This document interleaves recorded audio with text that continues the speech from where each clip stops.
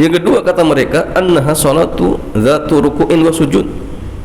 Bahwasanya salat Id ini salat yang ada ruku dan sujudnya dan tidak disyariatkan untuk azan. Falam tajib bi syar'i ka salati duha, sehingga tidak diwajibkan secara syariat seperti salat duha. Kenapa? Karena tidak ada azannya, padahal ini ada ruku dan sujudnya. Ya. Tetapi jemaah sekalian, warrajih, pendapat yang kuat, al-qaulul awwalu, pendapat yang pertama, lima taqaddama minal adillati, ini pendapat yang mengatakan salat Id itu fardu ain seperti salat 5 waktu, ya. Ini pendapat yang paling kuat. Ini kenapa? Karena ya tadi dari tadi hujah-hujah tadi. Wa ammal qaul bi anna sunnatun muakkadah fa dhaif. Adapun pendapat yang mengatakan bahwasanya salat Id itu sunnah muakkadah, ini pendapat jumhur, ya, mengatakan hanya sunnah saja, maka ini pendapat yang lemah, pendapat yang tidak kuat. Wa amma hadisul a'rabi, adapun hadis seorang Arab Badui yang ketika bertanya kepada Nabi tentang salat yang wajib kemudian dijawab 5 waktu, setelah itu ketika tanya tentang yang lainnya kemudian dikatakan tidak ada kecuali yang sunnah saja, fala hujjata fihi, maka tidak ada hujjah, ya, yang menunjukkan bahwasannya selain itu sunnah, tidak ada. Karena Mas Hadin memberikan kesimpulan selain sholat 5 waktu semuanya sunnah, jelas ini keliru jemaah, kesimpulan yang kurang tepat. Kenapa? Karena ada sholat wajib yang kita sepakat selain 5 waktu, kita sepakat dan itu wajib. Jadi kalau kemudian menyimpulkan selain itu sunnah, ini kurang tepat, sehingga dianggap paling lemah, pendapat yang paling lemah. Ya, kenapa? Ya karena ada sholat yang kita sepakat, contoh seperti sholat jenazah. Sholat jenazah itu wajib, walaupun wajib kifayah, tetapi dia wajib. Jika kalau kemudian memberikan kesimpulan selain 5 waktu itu sunnah, ini ya kurang tepat, ya kurang tepat. Wali annahu khassal khamsa bidzikri lita'kidiha wa wujubiha ala dawam. Adapun disebutkan secara khusus salat 5 waktu karena sangat ditekankannya dan kewajibannya itu berulang-ulang setiap hari, sehingga disebutkan yang 5 waktu, ya. Adapun yang masalah seperti salat jenazah, ya, yang tidak setiap hari misalkan, ataupun salat Id yang tidak setiap hari, bukan berarti kemudian tidak wajib, bukan berarti ya tidak wajib. Wa taqarruriha fi kulli yaumin wa lailah wa ghairiha yajibu nadirun ka salatil janazati wan nadri wa ghairi dzalika. Adapun yang selainnya yang perintahnya jarang-jarang seperti salat jenazah kemudian salat nadar, dan selain dari itu, kalau misalkan jamaah ada orang bernadar ingin sholat duha, ketika duha itu dinadarkan jadi wajib, menjadi apa? Wajib. Sehingga artinya ya tadi memberikan kesimpulan selain 5 waktu itu sunnah kurang kuat. Wa ammal qaul bi anna fardu kifayatin, dan adapun pendapat yang mengatakan bahwasanya salat Id itu fardu kifayah, maka ini juga kurang tepat. Kenapa? Ya. Thumma huwa innama yakunu fiha tahsulu maslahatuhu bi fi'li ba'd, ya, kadafnil mayyiti wa qahril adwi wa laysa yaumul Id maslahatan muayyanah bi yakumu bihal ba'd, ya. Karena fardu kifayah itu masalian sesuatu yang maslahatnya akan terwujud ketika sudah dikerjakan oleh sebagian orang. Sebagai contoh menguburkan jenazah, ya, atau mungkin sholat jenazah. Kalau sebagian sudah ada yang sholat, dan artian sebagian orang yang mereka mampu untuk sholat dan sudah cukup, ya, maka gugur dari yang lain, ya. Adapun sholat ya Id ataupun hari raya, maka tidak ada maslahat yang bisa dalam artian dikhususkan, ya, sehingga ketika dikerjakan oleh sebagian itu dianggap sudah gugur misalkan. Bal salatul Id syuri'a laha al-ijtima'u a'dham minal jum'ah, bahkan salat Id itu jamaah sekalian disyariatkan untuk berkumpul lebih ditekankan lagi daripada Jumat. Jumat itu ya tadi berkumpul setiap pekan, maka tidak sebagaimana Id ya. Lebih dekatkan lagi ya untuk berkumpul ya. Fa innahu amara nisaa bi syuhudiha wa lam ya'murna bil jum'ati wa adna lahunna fiha wa qala salatukunna fi buyutikunna khairun lakunna ya. Dan Nabi memerintahkan kaum wanita untuk ikut menyaksikan, dan Nabi tidak memerintahkan kepada kaum wanita untuk menghadiri Jumatan, tidak memerintahkan ya maksudnya, dan mengizinkan kepada mereka dengan mengatakan sholat kalian di rumah kalian itu jauh lebih baik. Nah, ini Jumatan, padahal Jumat itu wajib pun Nabi tidak memerintahkan kaum wanita untuk ya keluar menghadiri Jumatan. Tapi sholat Id kaum wanita pun disuruh hadir, bahkan wanita-wanita yang dalam kondisi haid pun disuruh hadir. Jadi kalau kemudian sunnah itu sulit terbayangkan, terbayangkan ya, sehingga Syekh lebih ya, condong dengan pendapat yang mengatakan sholat Id itu hukumnya apa? Wajib ain, bukan wajib kifayah lagi, jam fardu ain. Tapi sekali lagi kita katakan ini silang pendapat di kalangan para ulama, dan dari hujah-hujah tadi ya, sebagian para ulama ada yang memilih hukumnya fardu ain. Sehingga artinya gini ya, kalaupun misalkan kita lebih condong pendapat yang mengatakan sunnah, maka sebagai tindakan kehati-hatian jangan kemudian bermudah-mudahan untuk meninggalkan sholat Id kalau tidak ada udzur. Usahakan untuk hadir, apalagi ya, setahun cuma dua kali. Kalau kemudian ya, ternyata momen tersebut kok kita sia-siakan, sayang, sehingga ya, usahakan untuk tetap hadir walaupun misal kita lebih condong dengan pendapat yang mengatakan sunnah. Tetapi ya ingat ya, untuk diri kita yang paling hati-hati untuk usaha ya, untuk tetap hadir seperti itu. Sekarang masalahnya kapan waktunya? Yabtadi waktu sholatil Id ba'da irtifa'i syamsi qaida ramhin. Jadi waktu sholat Id itu dimulai setelah matahari naik seukuran kurang lebih 1 tombak ya. Jadi kalau diperkirakan itu sudah tingginya sekitar 1 tombak. Kalau dikonversikan kurang lebih ya 10 atau 15 menit. Jadi waktunya persis seperti waktu duha, persis. Dan itu awal dibolehkannya untuk mengerjakan sholat Id. Sholat Id.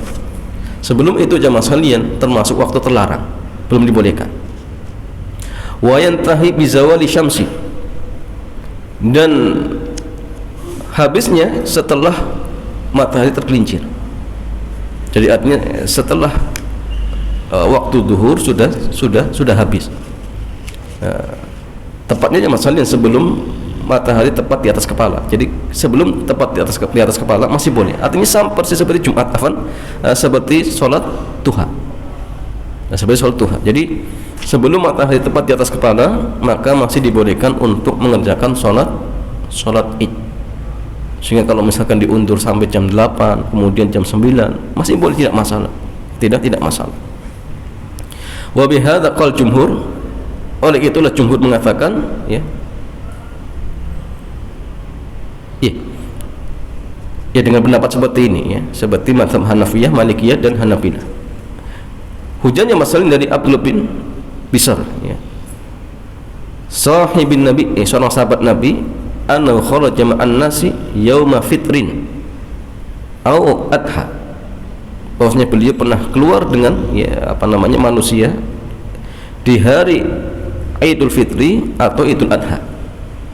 Fa angkara ibta'al imam, maka ia pun mengingkari ya terlambatnya imam. Jadi imam ketika itu terlambat dan mengatakan inna kunna qad faradna sa'atana hadhihi. Dulu kami ketika bersama dengan Rasulullah di jam seperti ini sudah selesai sholat. Wa dzalika hina tasbih, dan itu ketika waktu tasbih, artinya ketika itu imam mengundurkan, maka beliau pun mengingkari ya. Faidah al-afdalu an tusalla salatal adha fi awalil waqti liyatafarraq al-muslimuna ba'daha lidhabhi adhahihim. Ini adhahihim ya. Jadi masalah yang afdal untuk sholat Idul Adha untuk dikerjakan di awal waktu. Agar apa? Agar kaum muslimin punya waktu yang longgar untuk menyembelih hewan-hewan kurban mereka. Lidhabhi adhahihim. Ya. Wastahabu takhiruha qalilan an hadzal waqt, dan dianjurkan untuk diakhirkan tapi sedikit. Ya. Ketika sholat Idul Fitri agar orang-orang punya waktu cukup untuk mengeluarkan zakatul fitri. Nah, sehingga ada sedikit perbedaan kalau sholat Idul Adha ya, dianjurkan untuk disegerakan dalam artian di awal waktu ketika matahari naik sekitar kurang lebih 1 tombak, maka segera dikerjakan. Tapi kalau sholat Idul Fitri kalau bisa diakhirkan sedikit agar orang-orang bisa ya, dalam artian punya waktu longgar untuk menunaikan zakatul fitri. Sekarang masalahnya bagaimana hukum terkait orang yang terlewatkan? Apakah kemudian ada qadanya jamaah? Li fawati sholatin id an waqtiha salasu suwari. Jadi untuk orang yang terlewatkan dari sholat id ini ada tiga keadaan. Al-ula yang pertama, an la ya'lamu bin idi illa ba'da zawali syamsi. Yang pertama, mereka tidak mengetahui id kecuali setelah zawal, setelah tergelincir matahari. Contoh misalkan hari ini id, ternyata kita tidak tahu. Setelah zuhur ada yang menghabarkan ya, kami semalam di tempat kami melihat hilal misalkan. Berarti orang tersebut baru tahu id setelah zawal, setelah zuhur ya. Fahada udrun yujawis takhiruha ila yaumi tsani. Maka yang seperti ini jamaah sekalian jelas ya, ini dianggap uzur dan dibolehkan untuk diakhirkan untuk dikerjakan di hari berikutnya ya. Baik ketika sholat ya, Idul Fitri ataupun Idul Adha.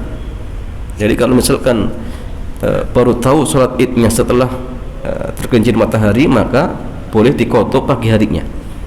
Tapi tetap ketika itu buka, tapi nanti idnya di besok harinya. Kenapa? Karena waktu id sampai sebelum matahari tergelincir. Setelah tergelincir sudah selesai. Dan ternyata dia baru tahu setelah matahari tergelincir, maka silakan kerjakan di besok harinya. Ya. Jadi masalahnya wa bihadza qala jumhur, ini pendapat jumhur ulama dari kalangan Hanafiyah, kemudian Syafi'iyah dan Hanabilah. Hujjah mereka hadis dari Abi Umair ya, bin ya, Anas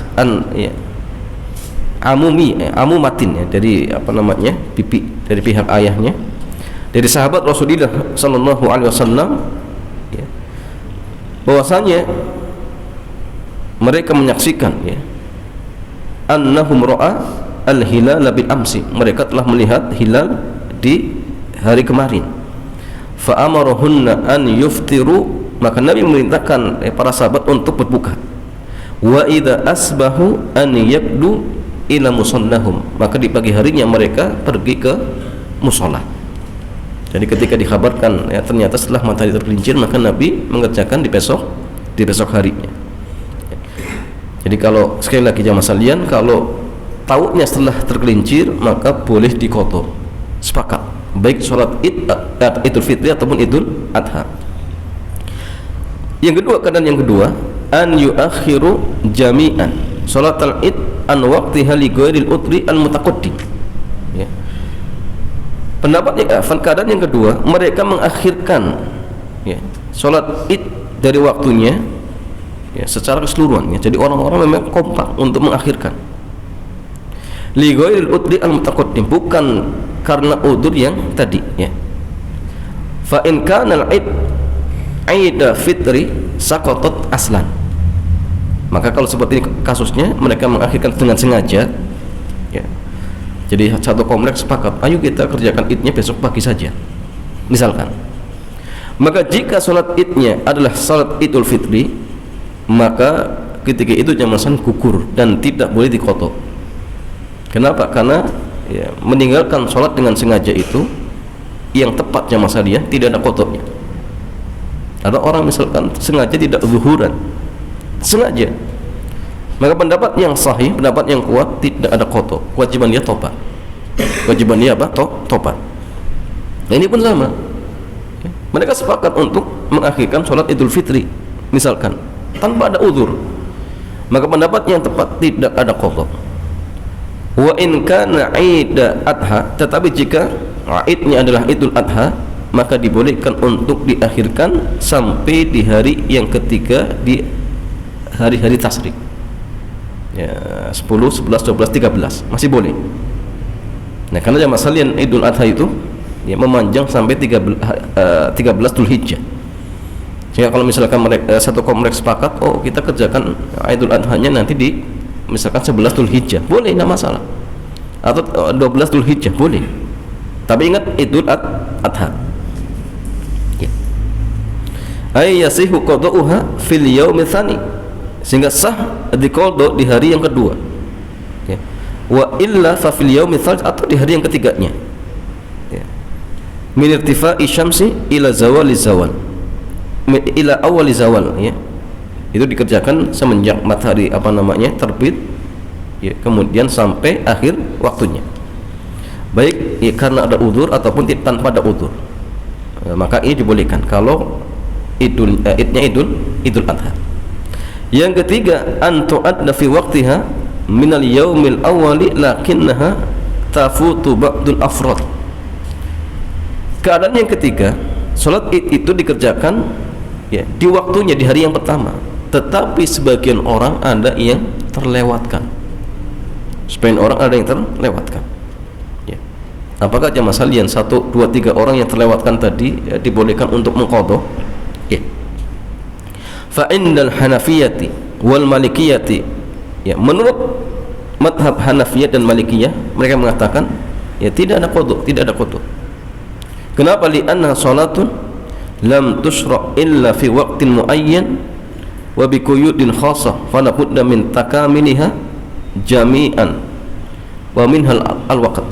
Alasan mereka karena salat ini adalah salat yang tidaklah disyariatkan kecuali di waktu tertentu dan ada ketentuan-ketentuan tertentu, sehingga tidak boleh dikerjakan kecuali ketika terpenuhi syarat-syaratnya tadi, di antaranya waktu. Jadi kalau kemudian waktunya tidak terpenuhi, ya tidak ada qadha, tidak ada qadha. Jadi pendapatnya pertama jamaah sekalian, mereka mengatakan ketika ada 1-2 orang yang terlewatkan, ya sudah, nggak ada qadha, selesai. Ya. Dan salat ini sudah dikerjakan di waktunya tersebut. Cuma ya mungkin 1-2 orang ketiduran ataupun ada alasan yang lain misalkan, maka kata mereka tidak ada qadha. Ya. Wa ajaza Syafi'iyah, ya. Ulama-ulama Syafi'iyah mereka membolehkan untuk mengqadha di waktu kapanpun yang diinginkan. Wa kaifama kana, dan bagaimanapun caranya, mau sendirian ataupun jamaah boleh, 2 orang 3 orang boleh, ya. Binaan ala aslihim, dan ini ya, dibangun berdasarkan usul mereka yang membolehkan mengqadha setiap sholat-sholat sunnah yang terlewatkan. Jadi madhab Syafi'i mereka mengatakan boleh mengqadha sholat-sholat sunnah yang terlewatkan, sehingga mereka pun berpendapat kalau misalkan ada seseorang yang terlewatkan tidak mengerjakan sholat Id misalkan, maka boleh diqadha, baik sendirian misalkan atau jamaah 2 ataupun 3 orang. Kata mereka diperbolehkan. Dan jamaah sekalian, ulama Hanabilah mereka tidak membolehkan untuk mengqadha, tetapi mereka mengatakan muhayyar, ada pilihan. In sya'a shallaha arba'an, jika dia mau kerjakan 4 rakaat bisalamin wahidin, dengan 1 kali salam, atau bisalamaini, atau dengan 2 salam. Ya, jadi mereka mengkiaskan seperti sholat Jumat, kalau Jumat terlewatkan ya ganti zuhur 4, ya. Maka sama ketika terlewatkan sholat Id, ada pilihan, silakan diqadha tetapi 4 rakaat, bisa dengan 1 kali salam atau 2 kali salam, ya. Tetapi jamaah sekalian, ini pendapat yang lemah, ya.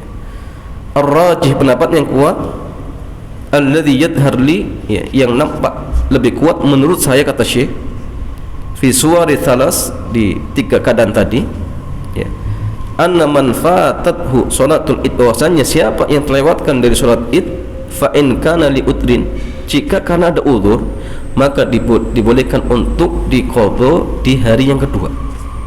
Wa in lam yakun li udrin, ya, tapi jika tanpa ada uzur, maka tidak boleh untuk diqadha. Nah, sehingga kalau misalkan jamaah sekalian ada uzur, silakan, ya, qadha di hari berikutnya boleh, tidak masalah, ya. Nah, begitu pula kalau misalkan 1-2 orang terlewatkan, maka boleh, silakan diqadha, tidak masalah, ya, tidak masalah. Begitu pula gini, misalkan ketika kita sampai di lapangan ternyata sudah selesai khotibnya, maka jangan duduk, boleh dia sholat langsung 2 rakaat, ya, jangan kemudian duduk, boleh sih. Kenapa? Karena tadi dia tidak sengaja, ternyata sampai lapangan sudah selesai, maka berdiri 2 rakaat untuk mengerjakan apa? Sholat id, dan insya Allah dibolehkan, insya Allah diperbolehkan. Sekarang masalahnya di mana tempatnya? Dari Abu Sa'id Al-Khudri beliau mengatakan, kana Rasulullah, dahulu Rasulullah keluar di hari Idul Fitri dan Idul Adha ke musalla.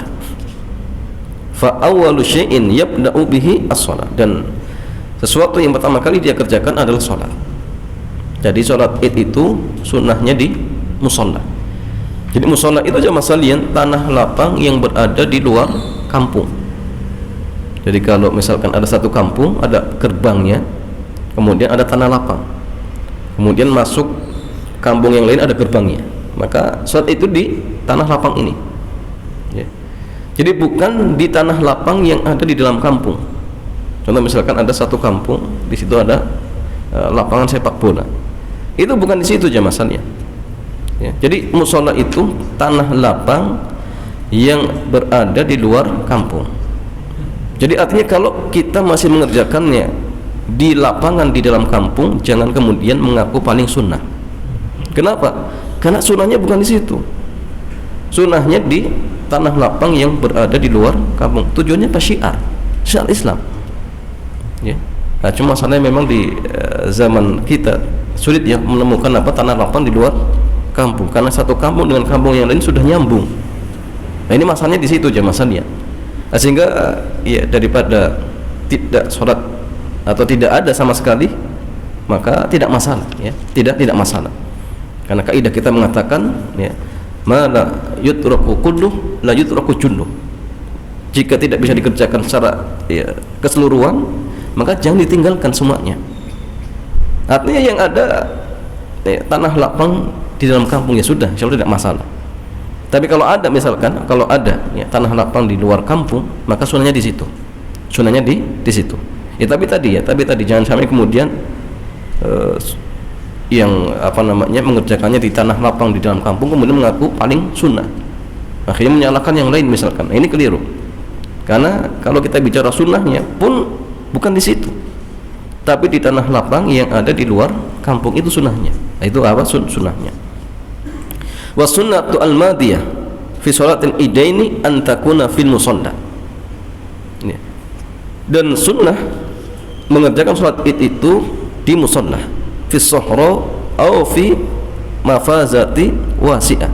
Jadi di sohro, padang pasir, ya, atau di tanah lapang. Kama qala. Kenapa? Li'anna Nabi sallallahu alaihi wasallam karena Nabi bersabda, sholatun fi masjidi, ya, sholat di masjidku ini lebih utama, ya, daripada min alfi sholatin fi masiwahu, daripada 1000 sholat di tempat yang lain, illa masjidil haram, kecuali masjidil haram, karena di masjidil haram 100.000, ya. Masjid Nabawi cuma 1000. Thumma huwa ma hadhil fadilah al-azimah, ya. Kemudian dengan keutamaan yang agung ini, Nabi tetap keluar. Bayangkan, Nabi tetap keluar ke musholla tanah lapang. Padahal sholat di Masjid Nabawi pahalanya 1000, ya, daripada sholat di masjid yang lain. Pun Nabi tetap keluar. Ya. Illa an yakuna hunaka utun, ya, kamatorin, kecuali kalau ada udzur seperti hujan misalkan dan selainnya, ya, maka silakan bisa diadakan di masjid, bisa, ya. Au yad'uf ba'dun nasi, atau sebagian orang mungkin tidak mampu, ya, di marotin au, ya, kabirisin, ya, karena mungkin sakit ataupun sudah sepuh misalkan, tidak mampu untuk keluar, maka tatkala itu dibolehkan untuk sholat di masjid, tidak masalah, ya, tidak masalah, ya. Wal yu'lam anna al-hadaf min as-salati ijtima'ul muslimina fi makanin wahidin. Jadi perlu diketahui bahwasanya tujuan sholat Id ini adalah agar kaum muslimin bisa berkumpul di satu tempat, ya. Fala yanbaghi ta'addudul musalliyan, sehingga tidak selayaknya untuk, ya, diadakan, ya, beberapa musola untuk menjalankan sholat Id, ya. Jadi kalau bisa, ya, kumpul di satu tempat itu lebih afdal. Min ghairi hajin, tanpa ada hajat, ya, fil amakin mutaqaribah, di tempat yang mungkin berdekatan, ya. Sebagaimana yang kita lihat di sebagian negeri Islam, bal qad asbahat ba'dul musalliyat, bahkan, ya, sebagian musola itu dijadikan, ya, mimbar, ya, dari hizbiyah, kelompok-kelompok tertentu. Oh, ini musolahnya nanti kelompok ini sholatnya di sini, kelompok ini sholatnya di sini. Ini terjadi sekarang jamaah sekalian, ya. Sehingga hal ini bisa memperpecah belah kalimat kaum muslimin, ya. Wala haula wala quwata illa billah, ya. Jadi artinya masalahnya kalau bisa dikumpulkan satu tempat, maka itu yang afdal. Karena inilah yang dikerjakan di zaman Rasulullah sallallahu alaihi wasallam, ya. Faidah salatul Id di Makkah. Adapun salat Id di Makkah, al afdalu as-salatu fil Masjidil Haram, tetap dikerjakan di Masjidil Haram. Ini pengecualian, ya, pengecualian. Fa innal a'immatan lam yazalu yusalluna al-Id bi Makkah bi Masjidil Haram, ya. Karena para imam mereka terus-menerus mengerjakan salat Id di Makkah di Masjidil Haram, ya. Wa huwa afdal min al-khuruji ila al-musalla, dan itu lebih afdal daripada keluar ke musalla, daripada keluar ke musalla. Nah, sehingga yang masalahnya ini pengecualian. Jadi kalau Masjidil Haram tetap di masjidnya. Adapun kalau selain Masjidil Haram seperti Masjid Nabawi, ya, maka yang afdal tetap keluar. Ada sebagian orang yang mereka memberikan alasan kenapa dulu Nabi keluar tidak di Masjid Nabawi, karena Masjid Nabawi tidak menampung misalkan, maka tetap keluar ke lapangan, ya. Jawabannya masalahnya, ya, tidak ada alasan seperti ini, ya. Karena kalau kemudian masjid itu tidak menampung pun boleh, yang tidak tertampung di dalamnya boleh, kemudian mereka di luar masjid. Tapi ternyata tetap Nabi, ya, lebih memilih untuk keluar ke musalla, ya. Sehingga ingat, ini bicara afdal. Sehingga kalau sebagian kaum muslimin mereka mengadakan di masjid, ya, pun tidak dikatakan oh ini mesti sunnah Nabi, tidak, tetapi meninggalkan yang afdal, soalnya tetap sah, ya. Kecuali kalau ada udzur tadi, ya, misalkan mator, hujan ataupun yang lainnya, misalkan, ya, cari lapangan tidak ada, ya, sehingga mengharuskan di masjid, ya, ya sudah, tidak masalah. Karena nggak ada lapangan, mau di mana lagi jamaah sekalian? Daripada tidak sholat, ya masih mending tetap dikerjakan sholat tersebut walaupun di masjid, ya. Karena ini babnya afdol dan mafdul, bukan, ya, haram dan tidak haram, bukan, ya, afdol dan tidak afdol saja. Dan afdol dan tidak itu dilihat kondisi. Kalau misalkan dalam artian tidak ada mushola, ya mau di mana lagi, ya, mau di mana lagi, ya. Ya jamaah sekalian, ikhwan wa akhwati fillah,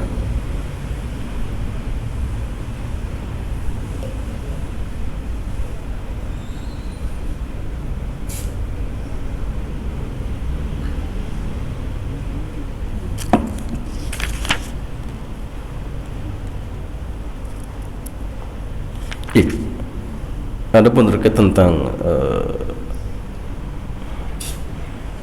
adab-adab, ya, ketika sholat Id, insyaallah akan kita bahas di pertemuan berikutnya. Ya jamaah sekalian, sebelum ditutup, barangkali ada pertanyaan dipersilahkan, ya, sambil menunggu syuruk, ya. Fadhil jamaah. Waalaikumsalam warahmatullahi wabarakatuh. Tentang hukum sholat Id. id jadi yang wajib Nah. lain. Lalu ketika mayoritas kita kan kalau id itu kadang-kadang ada yang safar belum sampai rumah, yang harusnya sampai rumah kemudian masih di jalan, berarti sholatnya sebaiknya kita berhenti. Misalkan kita masih safar perjalanan kemudian macet, kita tunggu sampai rumah atau sebaiknya gimana? Nah. Karena kan tadi dikatakan sebaiknya dipoto, berarti dipoto kalau yang hukumnya fardu ain. Fardu ain. Ya, jamaah sekalian, sebagaimana tadi dijelaskan bahwa sholat id ada 3 pendapat. Ya, ada yang mengatakan wajib ain, wajib kifayah, dan sunnah muakkadah. Kalau misalkan kita ikut pendapat yang mengatakan wajib ain, jadi sama seperti sholat 5 waktu. Ternyata satu kondisi kita ketika itu pas safar, apa kemudian wajib bagi musafir tersebut untuk turun kemudian ikut sholat id, atau dilanjutkan saja nanti dikoto di rumah? Maka jamaah sekalian, sebagaimana musafir di sholat 5 waktu dibolehkan untuk apa? Untuk dalam artian mengqashar, ya, dan tidak diharuskan untuk ikut berjamaah. Maka kalau kita ikut rukhsah yang ini, maka dibolehkan tetap melanjutkan safarnya, nanti boleh diqadha di rumah, seperti itu. Tapi kalau ikut pendapat yang sunnah, selesai, tidak sholat pun ya tidak berdosa. Tapi kalau ikut pendapat yang mengatakan wajib, maka kalau bisa diqadha, sesamanya di rumah diqadha, ya. Tapi bolehkah kemudian dia pilih untuk turun? Ya silakan, kalau tidak berat ya boleh-boleh saja, ya. Cuma kadang kondisi safar itu beda, ya, mau turun kemudian ikut gabung dengan sholat dengan masyarakat mungkin di tempat lain, misalkan. Kadang ya, kita juga nggak tahu di mana di musholahnya, misalkan agak kerepotan seperti itu. Nah, sehingga artinya kalau misalkan tidak sempat untuk turun, ya maka walau alam ya boleh diqadha seperti sholat 5 waktu atau sholat wajib yang lainnya, seperti itu. Wallahu ta'ala alam.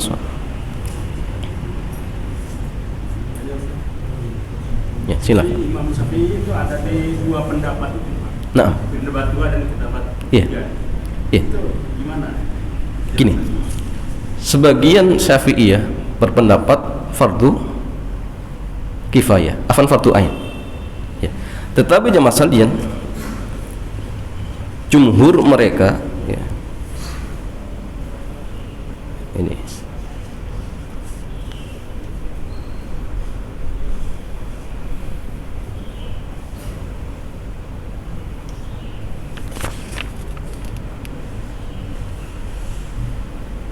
jadi aqwal itu ya sebagian pendapat dari ulama-ulama Syafi'iyah. Jadi bukan pendapat madhabnya, ya.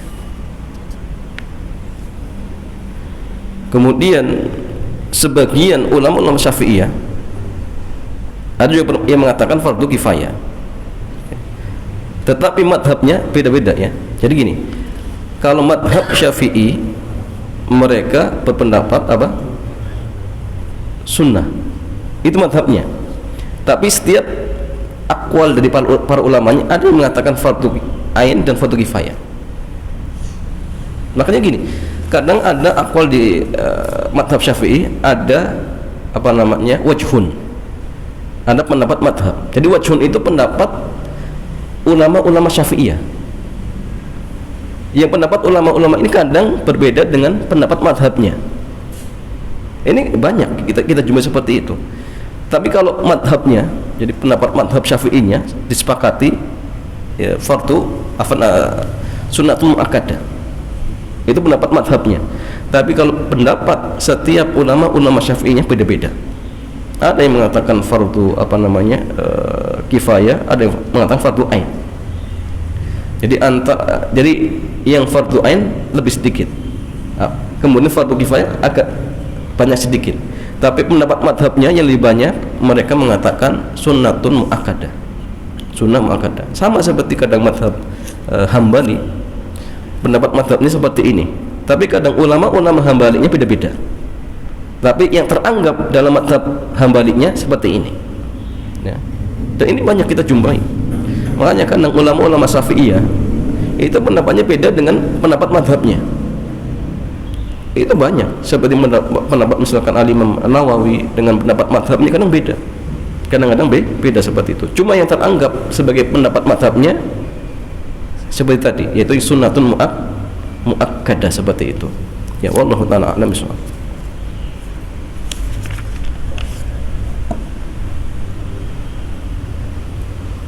Ya, sehingga gini Mas, kalau kita mendapati perbedaan seperti ini, mana yang kita ambil jam?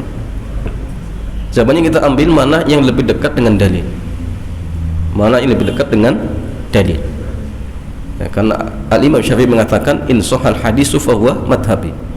Jika hadis itu sahih, itulah madhabku. Dan ini ucapan Al-Imam Asy-Syafi'i rahimahullah. Jadi kalau itu sahih, ya itu pendapatku. Sehingga kalau pendapat mereka berbeda-beda, maka merujuk mana yang lebih dekat dengan dalil, itu yang tepat. Ya, bukan kita melihat oh siapa imamnya, tetapi apa, mana ucapan mereka yang lebih dekat dengan dalil. Ya. Sehingga gini ya Mas Lian, kadang dalam masalah fikih itu tidak usah kita bicara terkait oh pendapat mazhab Hambali Syafi'i beda. Kadang satu mazhab tersebut beda-beda. Cuma memang ada pendapat mazhabnya, ada pendapat setiap ulama-ulamanya. Ya. Sehingga kalau kita bicara misalkan mazhab tertentu pun beda-beda. Ya. Kadang mazhab atau pendapat mazhabnya beda dengan mazhab yang lain, tapi pendapat ulamanya kadang sama dengan pendapat mazhab yang lain. Maka disinilah kewajiban kita jamaah sekalian mengikuti pendapat yang dekat dengan dalil, bukan pendapat yang sesuai dengan hawa nafsu kita. Jadi pendapat mana yang lebih dekat dengan dalil, maka kita ikuti. Ya. In sahal hadisu fahuwa madhabi. Jika hadis itu sahih, maka itulah madhabku. Ya, wallahu ta'ala a'lam bishawab. Silakan. Waalaikumsalam warahmatullahi wabarakatuh. Apakah ada suatu keharusan kita bermadhab atau bagaimana menyikapi itu? Nah, apakah dengan seperti ini ada kewajiban bagi kita untuk bermadhab? Jawabannya tidak ada. Tapi boleh kita belajar fikih ikut madhab tertentu, boleh. Karena mereka sudah membuat kaidah-kaidah, sehingga dengan kita ikut madhab tertentu akan mudah mempelajari fikih. Mereka punya usul, maka silakan, tidak masalah. Tapi kalau kemudian mewajibkan kita bermadhab, nah ini konsekuensinya berarti bagaimana dengan dulu orang-orang yang hidup sebelum Imam Syafi'i lahir, Imam Ahmad lahir, Imam Malik lahir, terus berarti mereka tidak diwajibkan, padahal bermadhab harus wajib. Ini keliru. Jadi artinya boleh, silakan belajar fikih lewat madhab manapun, karena itu hanya apa? Wasilah agar kita lebih mudah memahami fikih. Tapi mewajibkan harus dengan madhab tertentu, ini kurang tepat. Makanya yang tercela itu fanatik dengan madhab. Pokoknya mau benar mau salah ya, yang penting madhab ini. Nah, itu keliru. Yang tepat ya, mana pendapat madhab yang lebih dekat dengan dalil, kita pegang. Misal contoh pendapat madhab Syafi'i ini dekat dengan dalil, kita pegang. Madhab Hambali misalnya lebih dekat dengan dalil, kita pegang. Kenapa? Karena semua para imam tadi rujukan mereka hadis yang sahih. In sahal hadisu fahuwa madhabi. Jika hadis itu sahih, itulah madhabku. Dan ini kesepakatan mereka. Jadi kalau kita dalam artian berkomitmen untuk berpegang dengan pendapat ulama madhab, ya pegang kaidah mereka, patokannya hadis yang sahih. Makanya masalah tidak boleh ketika misalkan ada satu pendapat madhab, kemudian ada hadis Nabi ternyata bertentangan, akhirnya kita ikut pendapat madhab, kita tolak hadis Nabi. Oh, ini nggak boleh jamaah, karena pendapat Nabi, hadis Nabi itu pasti sahih. Kalau sahih pasti benar. Adapun pendapat madhab mungkin benar, mungkin keliru. Makanya Al-Imam Malik mengatakan kullun yurad wa yukhad min qawlihi ila sahibu hadzal qabr. Setiap orang itu potensi untuk diambil dan ditolak ucapannya, kecuali pemilik kubur ini. Beliau menunjuk kuburan Nabi karena beliau maksum. Adapun pendapat setiap imamnya bisa benar, bisa keliru. Yang benar kita ambil, yang keliru ya kita tolak, tetapi tanpa kita merendahkan. Tapi carikan udzur, barangkali mungkin hadis sahih belum sampai kepada imam tersebut, seperti itu. Tapi sekali lagi tadi ya, tidak ada kewajiban untuk bermadhab, tetapi dibolehkan. Silakan, tidak masalah, karena itu hanya sarana yang bisa mempermudah kita ketika belajar fikih seperti itu. Wallahu ta'ala a'lam bishawab.